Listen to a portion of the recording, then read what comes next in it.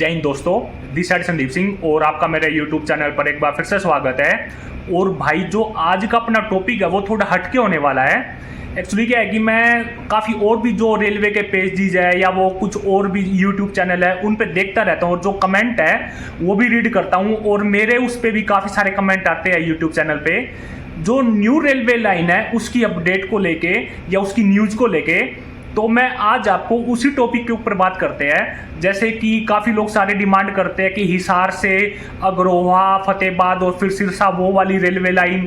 फिर कुछ लोग डिमांड आपको करते हुए मिल जाएंगे हांसी से जींद तक वाया नारनौंद होके। फिर कुछ आपको देखने को मिलेगा भिवानी लोहारू वाली रेलवे लाइन जो भी है। तो आज इसी टॉपिक पे बात करते हैं कि ये पॉसिबल है भी या सिर्फ एक वही है कि सिर्फ एक अपना जो राजनीति वाले हैं वो अपना प्रोपेगेंडा के लिए यूज करते हैं और फिर भूल जाते हैं। तो अभी मैं आपको इंडियन रेलवे का मैप भी दिखाऊंगा तो उससे आपको समझ में आ जाएगा कि ये सब झूठ है या फिर सब सच भी है। और दूसरी बात, जो न्यू रेल स्टार्ट हुई है अपना बोल रहे बार बार हिसार चंडीगढ़ वाली, उसकी सच्चाई भी आपको मैं बताऊंगा कि वो प्रैक्टिकल है या सिर्फ अपने को राजनीति के लिए आम लोगों को पागल बनाया जा रहा है। तो चलो आज इसी टॉपिक पे आप लोगों से बात।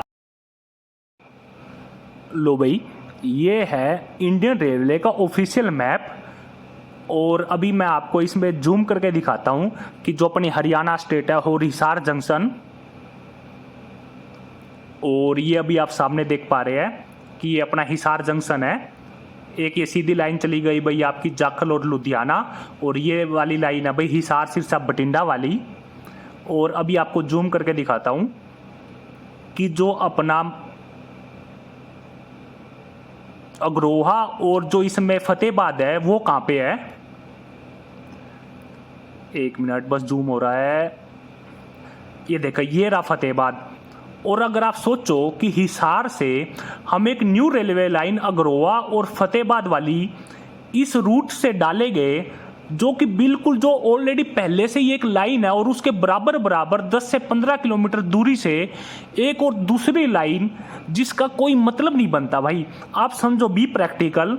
आप लोगों को पागल बनाया जा रहा है या सरकार के पास इतने अंधे रुपए हैं, हजारों करोड़ रुपए हरियाणा गवर्नमेंट के पास और इंडियन रेलवे के पास, तब तो ये लाइन पॉसिबल है, वरना भाई कोई चांस नहीं है। हाँ, एक चांस हो सकता है कि जाखल से एक न्यू रेलवे लाइन बने जो वाया फतेहाबाद, सिरसा और एलनाबाद या फिर आपका हनुमानगढ़ जंक्शन। अगर इस लाइन को सीधा करके यहाँ से निकाला जाए तो पॉसिबल है कि फतेहाबाद के अंदर एक न्यू रेलवे लाइन बनाई जा सकती है। वरना जो ये वाला न्यूज और कॉन्सेप्ट है कि वाया अग्रोहा और फतेहाबाद और फिर जाके सीधा आपका सिरसा से, ये भाई कोई पॉसिबिलिटी नहीं लगती मेरे को, 0%। क्योंकि इस रूट के ऊपर कोई यार ज़्यादा बड़ी इंडस्ट्री भी नहीं है कि हम सोचे कि जो रेलवे को जो भी अपना फ़ायदा है वो उधर से हो जाएगा, तो वो भी पॉसिबल नहीं है।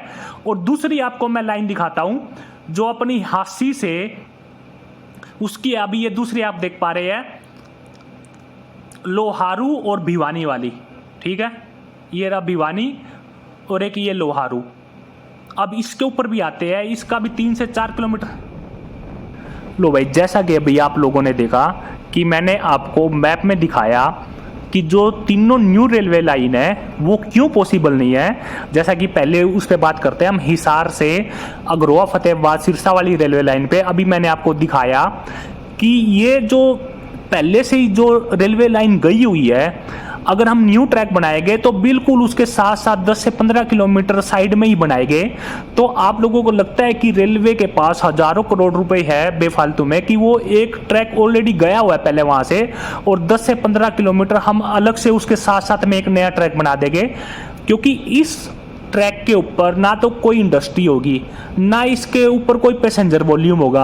आपको एक बात बताता हूँ, चलो, रेलवे कहाँ पे अपना प्रोजेक्ट लेके आता है, उसको 2 फायदे होने चाहिए।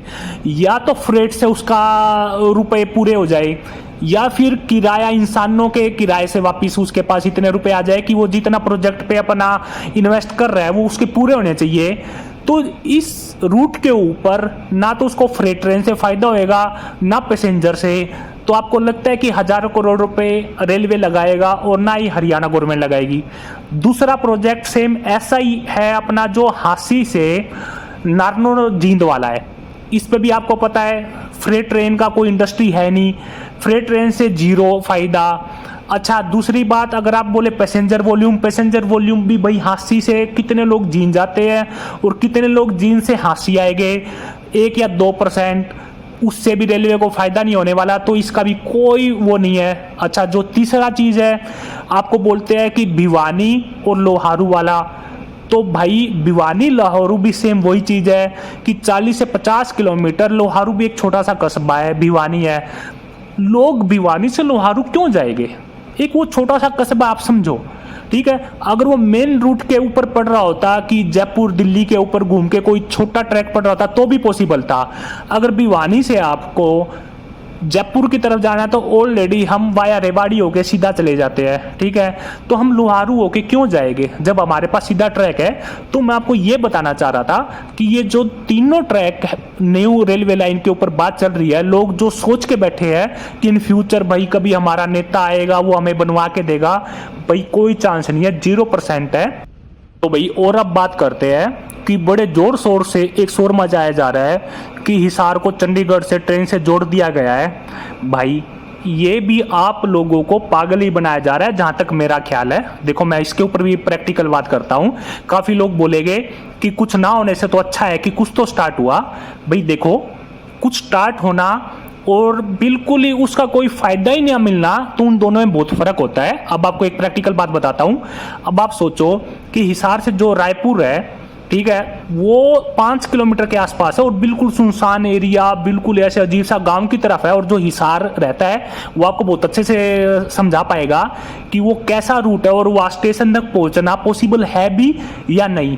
अच्छा दूसरी बात उसकी टाइमिंग, अब वो रात को 12 साढ़े 12 बजे हिसार रायपुर पहुंचेगी और आधे पौने घंटे के बाद 1 बजे वो वापस चली जाएगी। अब सोचो उस ट्रेन में कौन आएगा कौन जाएगा, ठीक है।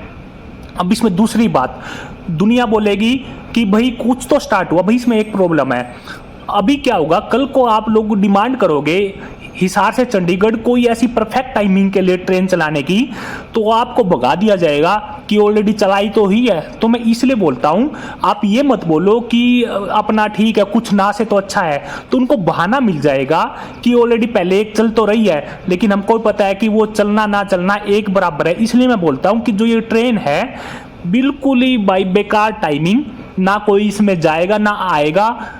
99% ये ट्रेन खाली जाने वाली है। जो रात को हांसी और रोहतक वाली ट्रेन है ना, उसमें ही पागल बनाया जाता है, जो रात को 12 बजे हांसी पहुंचती है और 12-1 बजे ही वापस चली जाती है, उसमें बिल्कुल खाली आती है और खाली जाती है।